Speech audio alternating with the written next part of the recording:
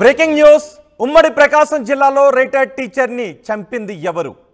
ఉమ్మడి ప్రకాశం జిల్లాలో రిటైర్డ్ టీచర్ని దారుణంగా చంపేశారు. చీరాలలో ఈ హత్య కలకలం రేపుతోంది. పిల్లి లలిత అనే రిటైర్డ్ టీచర్ని దారుణంగా చంపేశారు. లలితను గొంతు కోసి హత్య చేశారు దుండగులు. కొంతకాలంగా లలిత ఒంటరిగా ఉంటుంది. ఆమె గతంలో టీచర్గా పనిచేసి రిటైర్డ్ అయ్యారు. ఆమె కుమారుడు అమెరికాలో ఉంటున్నాడు. అమెరికాలో ఉన్న కుమారుడు తల్లి లలితకు ఫోన్ చేశాడు. కానీ ఆమె ఎంతసేపటికి లిఫ్ట్ చేయడం లేదు. కంగారు పడిన లలిత కుమారుడు మరొకరికి ఫోన్ చేశాడు. అదే వీధిలో ఉంటున్న మరొకరికి ఫోన్ చేశాడు. వాళ్ళ తల్లి ఎందుకు ఫోన్ తీయడం లేదు అర్థం కావడం లేదు. చాలాసేపటి నుంచి ఫోన్ చేస్తున్నాను కానీ మా అమ్మ ఫోన్ తీయడం లేదు, ఏం జరిగిందో వెళ్ళి చూడండి అని అదే వీధిలో ఉన్న తెలిసిన వాళ్ళకి ఫోన్ చేస్తే వాళ్ళు లలిత ఇంటికి వచ్చి చూశారు.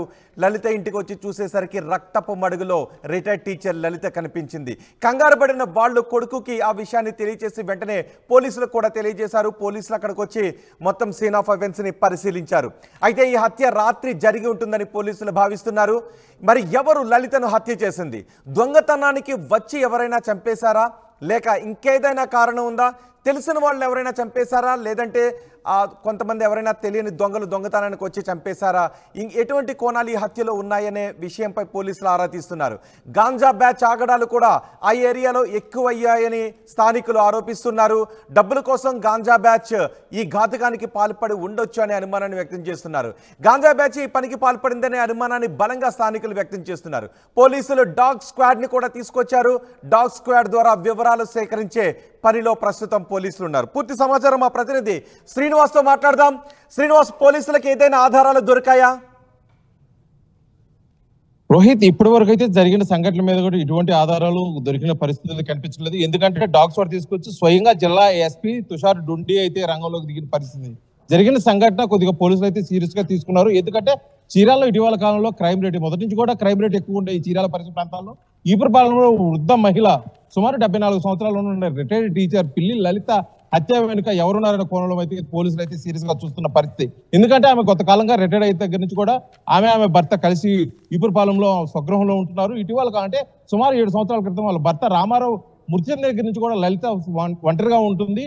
ఆ ఒంటరిగా ఉన్న మహిళలు ఎవరైనా ఆ పక్క ప్లాన్ ప్రకారము ఏదైనా దోపిడీ చేసేదాని కోసం ఆమెను హత్య చేశారా, లేకపోతే మరేదైనా ఆస్తి తగాదాలు ఉన్నాయా, కుటుంబ నేపథ్యం అన్న విషయంలో అయితే ఆ పోలీసులు అయితే చూస్తున్న పరిస్థితి. ఇప్పుడు జరిగిన సంఘటన మీద అయితే ప్రతిరోజు సాయంత్రం వాళ్ళ కుమారుడు అమెరికా నుంచి ఫోన్ చేస్తున్నారు. ఎందుకంటే ఆమెకి 2 కుమారులు, ఒక కుమార్తె విజయవాడలో ఉంటారు, కుమారులు 2 అమెరికాలో ఉంటారు. స్థిరపడిన నేపథ్యంలో కూడా ప్రతిరోజు వాళ్ళ తల్లికి ఫోన్ చేసి క్షేమ సమాచారాలు తెలుసుకున్న నేపథ్యంలో గత రాత్రి ఆమె ఫోన్ లిఫ్ట్ చేయని నేపథ్యంలో అదే వీధిలో ఉన్నటువంటి రామారావుకు ఫోన్ చేసి పరిస్థితి, ఆ శ్రీనివాస్కు ఫోన్ చేసి పరిస్థితి ఏంటి అని కడుక్కున్న క్రమంలో కూడా ఆమె నిద్రపోతుందన్న ఉద్దేశంతో ఆయన అయితే శ్రీనివాస్ సీన్ ఆఫ్ అఫెన్స్ చూస్తే దొంగతనం జరిగిన ఆనవాళ్ళు ఏమైనా కనిపిస్తున్నాయా? ఆమె ఒంటిపై ఉన్న నగలు లాక్కి వెళ్ళడం కానీ, ఇంట్లో మిగిలిన వస్తువులు చిందరవందరగా ఉండటం కానీ ఇలాంటి ఆనవాళ్ళు ఏమన్నా ఉన్నాయా?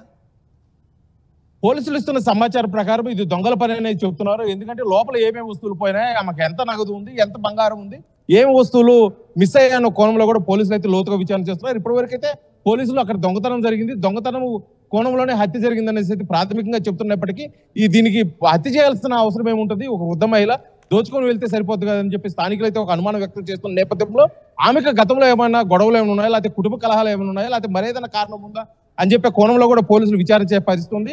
కాకపోతే ఇటీవల కాలంలో చీర పరిసర ప్రాంతాల్లో ఈ గంజా బ్యాచ్ మొత్తుకు అలవాటు పడిన యువకులు అనేక నేరాలకు పాల్పడుతున్నారు. దానికి సంబంధించి జిల్లా ఎస్పీ బాధ్యతలు తీసుకుని వెంబడే ఒక కౌన్సిలింగ్ కూడా నిర్వహించారు.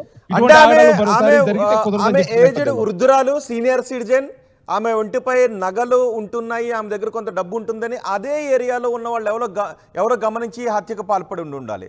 సో డాగ్ స్క్వాడ్ని తీసుకొచ్చారని చెప్తున్నారు. వేలిముద్రల నిపుణులు కూడా వచ్చారా? ఆ వివరాలన్నీ సేకరించారా? ఆ పనిలోనే పోలీసులు ఉన్నారు. డాగ్ స్క్వాడ్ రావడం కూడా జరిగింది. డాగ్ స్క్వాడ్ సంఘటన జరిగిన ప్రదేశం నుంచి కొంత దూరం తీసుకెళ్లి ఒక సూచనలు ఇచ్చి చేయడం కూడా ఉంది. అదేవిధంగా వేలిముద్రల నిపుణులు వచ్చి కూడా వేలిముద్రలు సేకరించే పనిలో ఉన్నారు. ఇది గతంలో నేర చరిత్రకి అనుకూలంగా ఉన్నవారు ఎవరైనా చేశారా, లేకపోతే గతంలో నేర చరిత్ర ఉన్నవారు ఏమన్నా ఈ నేరంలో పాల్పడుతులు ఉన్నారా అని చెప్పేసి కోణంలో అయితే పోలీసులు చూస్తున్న పరిస్థితి. అయితే జరిగిన సంఘటన మట్టికి ఇది పూర్తిగా ఆకతాయిలు చేసింది కాదు, పక్కా ప్లాన్ ప్రకారం చేశారు. గతంలో ఈమె దగ్గర ఎంత బంగారం ఉంది, ఎంత నగదు ఉండొచ్చు, ఒంటరిగా ఉంటున్న మహిళ ఎంతకాలం నుంచి ఉంటుంది అనేది ఒక రెక్కి నిర్వహించి ఈ హత్యకు పాల్పడ్డారు. ఎక్కన దొంగతనానికి వచ్చి ఇటువంటి హత్య చేయడం అయితే చాలా అరుదుగా కనిపిస్తుంది. కాబట్టి ఆ కోణంలో అయితే పోలీసులు లోతుగా విచారణ చేస్తున్నారు. ఎందుకంటే గతంలో చీరాల పరిసర ప్రాంతాల్లో జరిగిన హత్యలకి దీనికి లింక్ చూస్తున్నారు.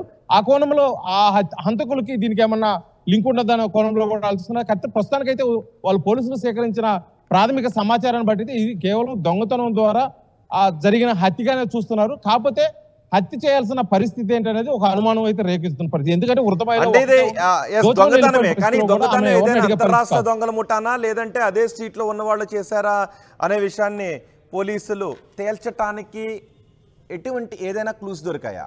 ఇది అంతర్రాష్ట్ర దొంగల ముఠానా లేకపోతే అదే స్థానికంగా ఉండే ఎవరైనా కొంతమంది దొంగలు ఈ గంజాయి బ్యాచ్ కావచ్చు ఇలాంటి వాళ్ళు చేశారు అనడానికి ఏదైనా క్లూస్ దొరికాయా? రోహిత్, చీరాల పరిసర ప్రాంతాల్లో జరిగే ఇటువంటి హత్యలకు కానీ దొంగతనాలకు కానీ ఆ చుట్టుపక్కల ప్రాంతాల్లో ఉన్న నిందితులను అంటే పాత నేరస్తులని అదుపులోకి తీసుకోవడం వాళ్ళ విచారణ గతంలో రికవరీ చేసిన సందర్భాలు కూడా ఉన్నాయి. కాకపోతే అంతర్రాష్ట్ర దొంగలు వచ్చి ఇక్కడ చేసే పరిస్థితి అయితే ఉండకపోవచ్చు అని పోలీసులు అయితే ఒక అనుమానం అవుతుంది. కాకపోతే పోలీసులు ఇప్పుడున్న పరిస్థితుల్లో అక్కడ జరిగిన సీన్ ఆఫ్ అఫెన్స్ బట్టి ఆ కోణంలో కూడా పూర్తి స్థాయి లోతు విచారణ అయితే చేపట్టిన పరిస్థితి. ఎందుకంటే ఇటువంటి నేరాలు ఇటీవల కాలంలో అంటే ఒక 3-4 నెలల కాల వ్యవధిలో ఒక 4-5 సంఘటనలు అయితే చోటు చేసుకున్నాయి. ఒక మహిళని రేప్ చేసే సంఘటనలు కూడా కేవలం మత్తులోనే ఇలాంటి కార్యక్రమాలకు పాల్పడుతున్నారు అని చెప్పేసి జిల్లా ఎస్పీ ప్రత్యక్షంగా బాధ్యతలు తీసుకుని వెంబటే కౌన్సిలింగ్ కూడా నిర్వహించారు. ఎందుకంటే ఇటువంటి నేరాలు మరొకసారి పునరావృతం కాకుండా చూసుకోవాలని చెప్పి స్థానిక పోలీస్ స్టేషన్కి కూడా ఒక దిశానిర్దేశం ఇవ్వడం కూడా జరుగుతుంది. కానీ జరిగిన సంఘటన మీద నేరుగా ఎస్పీ రంగంలోకి దిగి ఒక వృద్ధ మహిళ హత్య కేసులో రంగంలో దిగి విచారణ అయితే చేపడుతున్న పరిస్థితి. తెల్లవారుజాము నుంచి కూడా ఎస్పీ అదేవిధంగా జిల్లా పోలీసు యంత్రాంగం మొత్తం ఆ వీధిలో ఎక్కడ సీసీ కెమెరాస్ లేవా? ఆ కోణంలో కూడా చూస్తున్నారు. పోలీసులు అయితే పూర్తిగా సమాచారం బయట లేదు. ఎందుకంటే బయటకి సమాచారం పొక్కిన నేపథ్యంలో దోషులు తప్పించుకుపోయే అవకాశం ఎక్కువ ఉంది. కాబట్టి ఆ పూర్తి వివరాలు అయితే బయటకు తెలియచేయట్లేదు. వాళ్ళు మొత్తం సీసీ ఫుటేజ్ చూస్తున్నారు, అదేవిధంగా సిగ్నల్ ట్రాకింగ్ చూస్తున్నారు. ఆ ఏరియాకి కొత్తగా ఏదైనా ఫోన్ సిగ్నల్స్ ఏమైనా రావడం జరిగింది అంటే రోజువారీ వచ్చే సిగ్నల్స్ కాకుండా కొత్తగా ఏమైనా వచ్చాయని ఈ కోణంలో లోతుగా విచారణ చేస్తున్నారు. పోలీసులు అయితే మనకి ఈ కేసును చాలా సీరియస్ గా తీసుకున్నారు. ఎందుకంటే అతను ప్రిస్టేజ్ తీసుకున్నాడు జిల్లా ఎస్పీ. ఖచ్చితంగా దీని మీద అయితే ఆ దోషులు కఠినంగా శిక్షిస్తాం. వృద్ధ మహిళ విషయంలో అయితే మేము ఈ కేసును అయితే తక్కువగా చూడమని చెప్పేసి ఒక ఎస్పీ పరోక్షంగా చెప్తున్న పరిస్థితి. అదేవిధంగా జిల్లాలో ఉన్న పాత నేరస్తులు మొత్తాన్ని కూడా ఏకతాటిపై తీసుకొచ్చి వాళ్ళందరినీ కూడా కౌన్సిలింగ్ అదేవిధంగా వాళ్ళు విచారించే పరిస్థితి అయితే కూడా ఇప్పుడు కనిపిస్తున్న పరిస్థితి బాపట్ల జిల్లాలో ఈపురపాలెంలో అయితే కనిపిస్తున్న పరిస్థితి. రైట్ శ్రీనివాస్, ప్రకాశం జిల్లాలో దారుణంగా చంపేశారు ఒక రిటైర్డ్ టీచర్ని. దొంగతనం చేయటానికి వచ్చి ఆమెను చంపి ఆ ఇంట్లో ఆమె ఒంటిపై ఉన్న బంగారాన్ని దోచుకు వెళ్ళిపోయారు అని భావిస్తున్నారు. ఆమె కుమారుడు అమెరికాలో ఉంటున్నాడు. కుమారుడు ఫోన్ చేస్తున్న సమయంలో ఫోన్ ఎంతసేపటికి ఆన్సర్ చేయకపోవడంతో అనుమానం వచ్చిన కుమారుడు ఆ సీట్లో మరొకరికి చెబితే వాళ్ళు వచ్చి చూసేసరికి ఆమె రక్తపు మడుగులో కనిపించింది. పోలీసులు అక్కడికి చేరుకున్నారు. డాగ్ స్క్వాడ్ కూడా అక్కడికి చేరుకుంది. వేలుముద్రల నిపుణులు అక్కడికి చేరుకొని ఎవరు రిటైర్డ్ టీచర్ లలితను ఇంత దారుణంగా చంపేశారు అనే విషయంపై పోలీసులు ఆరా తీస్తున్నారు.